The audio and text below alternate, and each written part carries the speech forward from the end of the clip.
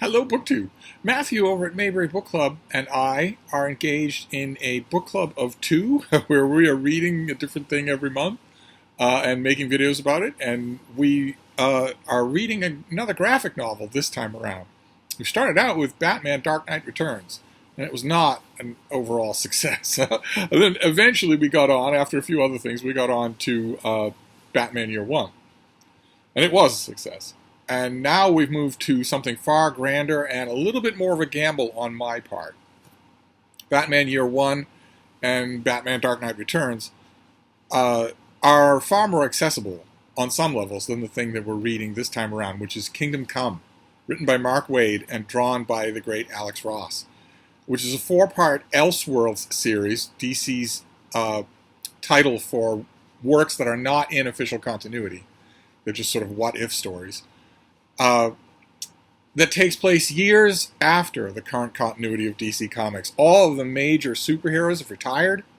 They're older and have retired. Green Lantern, The Flash, Wonder Woman, Batman, Superman especially, have all retired. And in the first issue, we learn a couple of things that are crucial to this next issue. One is that there is a new breed of super beings that have filled that void.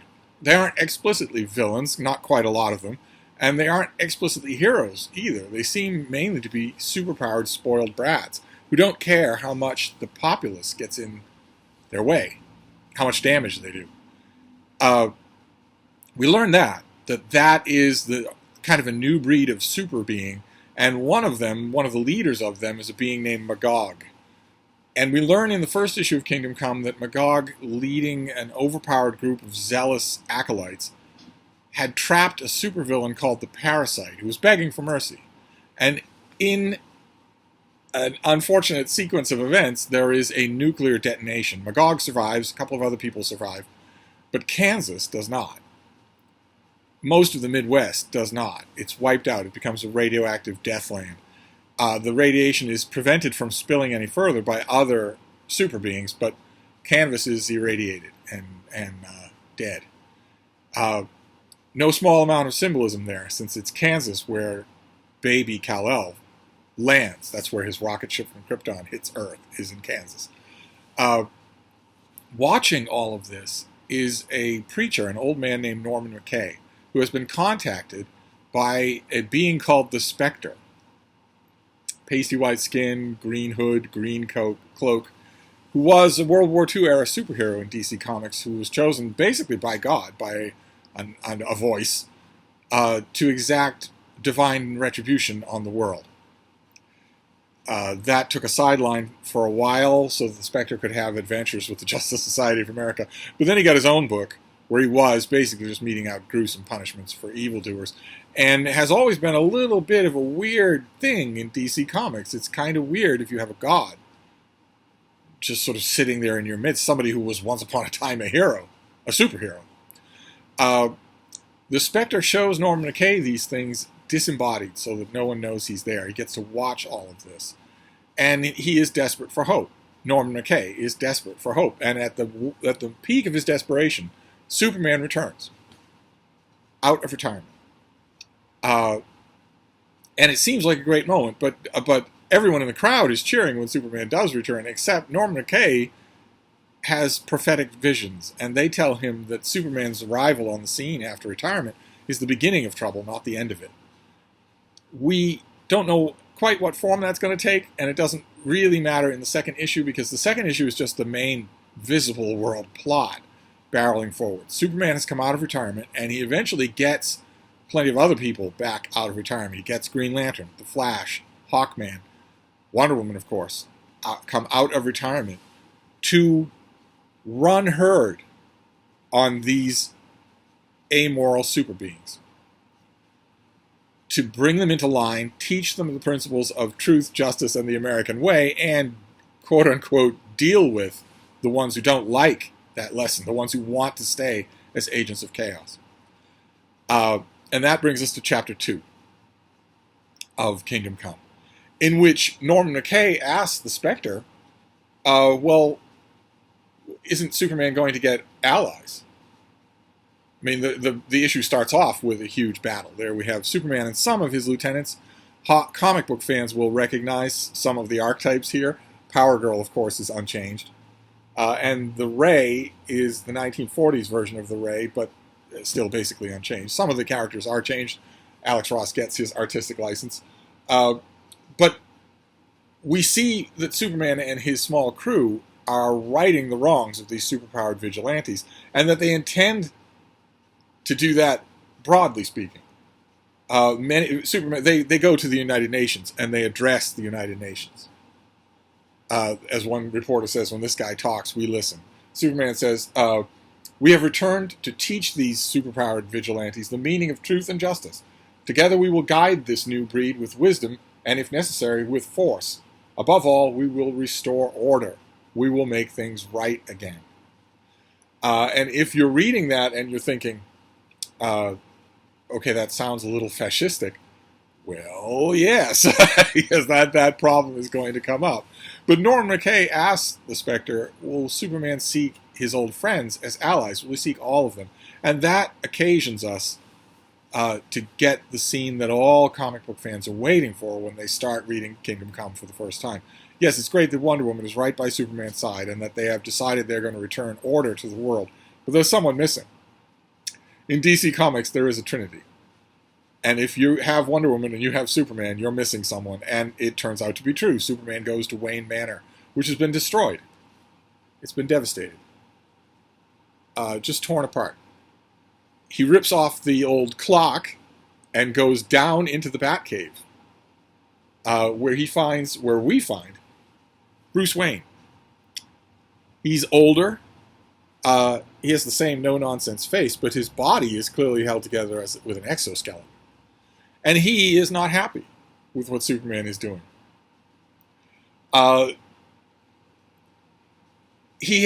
saw in the first issue that Batman, Bruce Wayne, has kept an ironclad control over Gotham City using robots. So his city is not in any danger whatsoever. And it turns out that that is a reflection of Batman's own urge to control things, to deal with these problems in his own way without superpowered beings telling him what to do. It taps into a little bit of an element of Batman psychology from post-Crisis on Infinite Earths, where he doesn't trust superpowered beings, not completely, even his friends. And he says, the only thing I wonder about your down and dirty, quick and fast totalitarian, quote, solutions is whether I'd be the first to be reformed in your new regime. And Batman tells him, I won't have anything to do with it. I won't help you in any way. And Superman leaves, and then we see figures come out from the shadows. These three. Oliver Queen, Dinah Lance, and Ted Kord. Green Arrow, Black Canary, and Blue Beetle. Who are part of an alliance that Batman is building against what he sees as the totalitarian urges of Superman and Wonder Woman. I read this the first time, and it didn't seem to make much sense to me. I thought, well, aren't you friends? Who obviously this has been going on a long time, who secretly plans an entire army rather than talk to their friends. This occasions a little bit of confusion in Norman McKay. He says to the Spectre, are Superman and Batman friends? The way they talk, it's hard to tell. And this gives the Spectre, it gives Mark Waid, and it gives especially Alex Ross a chance to give us what we really needed in the first issue, which is a quick thumbnail reintroduction to this trinity. And Alex Ross chooses to do it in the best way possible by giving us painted versions of the covers of the first appearances of these characters. We get Superman, of course, famously smashing a car. You've even got the criminal holding his head, just like on the cover of Action Comics #1. You've got Batman with the sort of the curved anatomy there. And you've got Wonder Woman from Sensation Comics. The poses are all exactly the same.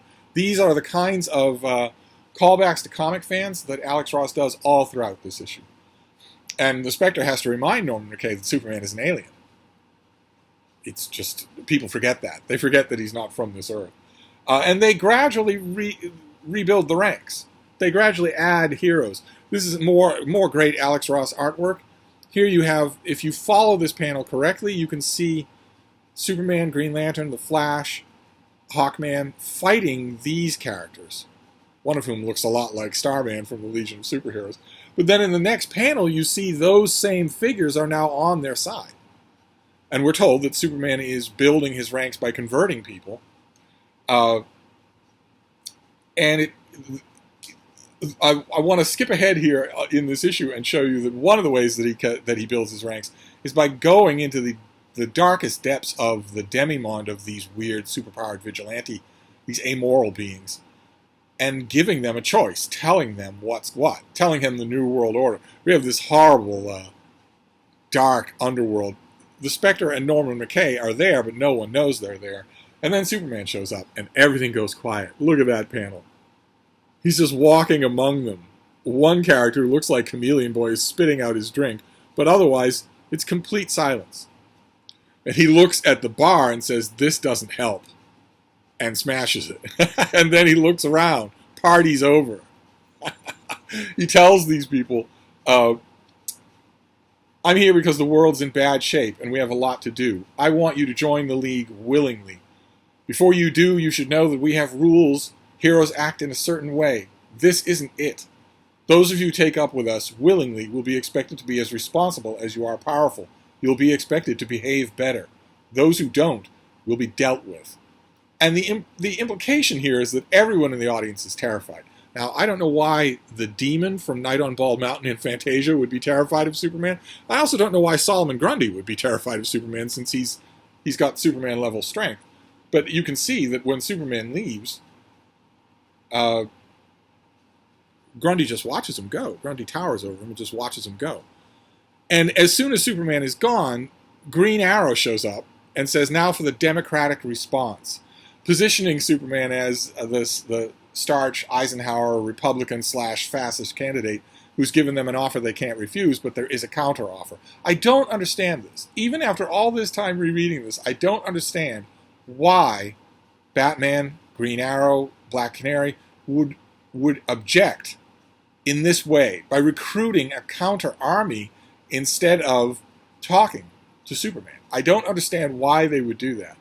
But we'll jump back here and look at the opposition. You might think this recruited army, Batman recruiting an army of superpowered people, is the opposition, but there's also other opposition. There's also opposition from where you'd expect it, from supervillains. We have, aside from Solomon Grundy and a few other figures in that crowd, we haven't seen any supervillains, and now we get them. And of course, it's Lex Luthor. Lex Luthor has put together an organization, the Mankind Liberation Front, and it turns out they have a long-term plan to subtly, slowly suborn and recruit members of those superpowered hooligans into an army of their own. But the return of the Justice League, totally unexpectedly, has moved that forward. As one character says, it moves from a 10-year plan to a 10-day contingency, because suddenly something has to be done. The Justice League is back already, and they're going to spot this trouble. And the characters around the table, there's Catwoman, there's Cobra, there's the Riddler. The characters around the table wonder, well, even if we do recruit this army, and even if we do move up a timetable, surely there's not much we can do against Superman. I mean, this is Superman who's been getting more and more powerful as time goes on. Lord knows how powerful he is now, and Lex Luthor is not worried. He says that he has a marvelous anti-Superman plan, and he nods at his red-suited butler. And comic book fans, when they saw that panel right there, hearing Lex Luthor talk about an anti-Superman plan, and seeing that panel, comic book fans just plots. Because that's Captain Marvel. Not originally a DC character, but bought by DC. That's Captain Marvel, who is as powerful as Superman. And somehow he's under Lex Luthor's mind control. That adds a big element. and Norman McKay asks the Spectre who it is, and gets a very sad answer. He's not told anything. Not anything specifically. He's just told that is someone who's lost his way. We get more panels of Superman and Wonder Woman and their team fighting against recalcitrant super beings and encountering more resistance than they expected. It turns out it's not as easy as it's supposed to be. A lot of people don't want to be part of Superman's new regime. And since they can't keep wreaking havoc and they don't want to be part of his regime, this raises an inevitable question. A prison. A prison is needed. A place is needed to put them until they change their mind. Superman and Wonder Woman try a couple of different alternatives. They go, for instance, to Atlantis to talk to the former Aquaman. He refuses them. Superman goes to... here, let me jump ahead again. Superman goes to Apocalypse, the planet Apocalypse, to talk with Orion, the son of Darkseid, and ask if maybe that's possible. It is not possible. They're going to have to build a prison of their own, and they do, and it's called the Gulag. And this is what I meant. That quickly the fascistic overtones of what's going on come to the fore. They're unavoidable. If you've got a bunch of superpowered people and you don't want them wreaking havoc, and they won't stop of their own accord, you have to imprison them. But in the meantime, while Superman's team is hunting down all of these superpowered vigilantes, one figure they haven't found is Magog. And eventually they do. He's in Kansas. He's trying to rebuild Kansas, the Kansas that he destroyed. And this is where Superman's team finds him. And Magog recounts a horrible story. That years and years ago, when Superman was still an active superhero in bright blue and red colors, we read about him on, that is called a newsstand. All of those comic books, all of these newspapers. Those of you who are of a certain age, born in the 21st century, will need to Google what a newsstand is. They were amazing. They don't exist anymore, but they were amazing. We learn in Magog's flashback that the Joker, an old man, we have a picture of him here as a...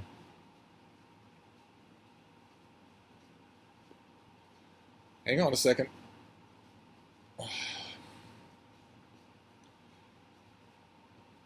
Hang on a second. We have a picture of him as an old man, but for some reason the iPad just died. We don't want that, do we? Fortunately, it's as easy to fix as it is to notice. We see in Magog's flashbacks that at one point the Joker, who, there you go, is an old man, attacks the Daily Planet building and kills 99 people and Lois Lane. This highlights the fact that of something that a lot of you will remember from Injustice, the video game movie where the Joker orchestrates the death of Lois Lane and Superman kills him. Is finally pushed over the edge and just kills him, and it sets the whole world down a path. Some of you may remember the animated Justice League cartoon, the great animated Justice League cartoon, where in an alternate reality, Lex Luthor is president of the United States. He's gone insane. Superman breaks into the Oval Office, and Lex Luthor taunts him, says, you know, if you arrest me, I'll just come up with a reason to break out of jail, and I'll do this all over again. In fact, I'll do it worse. There's only one thing you could possibly do to stop me, and we both know you won't do it. And Superman does. Burns him to a crisp with his heat vision. That also sets the world down an alternate path. In this world, Magog kills the Joker. Superman and Batman are both desperately looking for him, but they don't find him first. First Magog does and kills the Joker and is acquitted at trial. And Superman leaves. Realizes this is not the world that I pledge myself to protect at all. And he and Magog, tempers are rising while Magog is retelling this story. And Magog says to him, look around you. This is what I represent. And Superman says, you must be proud. And Magog loses his temper. He's furious, lashes out at him. Doesn't affect him in any way. But it does leave marks behind. Look at that. Those are the white shadows of his legs, of Superman's feet. Just an incredible Alex Ross panel. Just incredible. And Magog is kneeling, saying, kill me, lock me away. But I can't stand the ghosts of what I'm seeing anymore. Your fault. The world changed and you wouldn't. So they chose me. They chose the man who would kill over the man who wouldn't. And now they're dead. And we get this panel. It's such an incredible panel. And there is Norman McKay and the Spectre. No one knows they're there.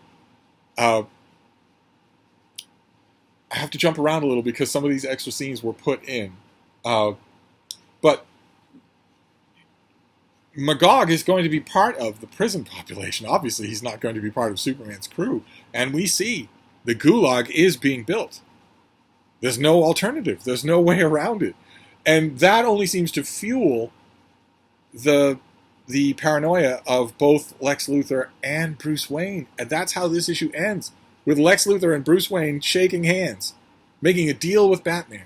Lex Luthor even says, I can hardly believe you're here. If I'd known that a common enemy could bring us together, I would have invented one years ago.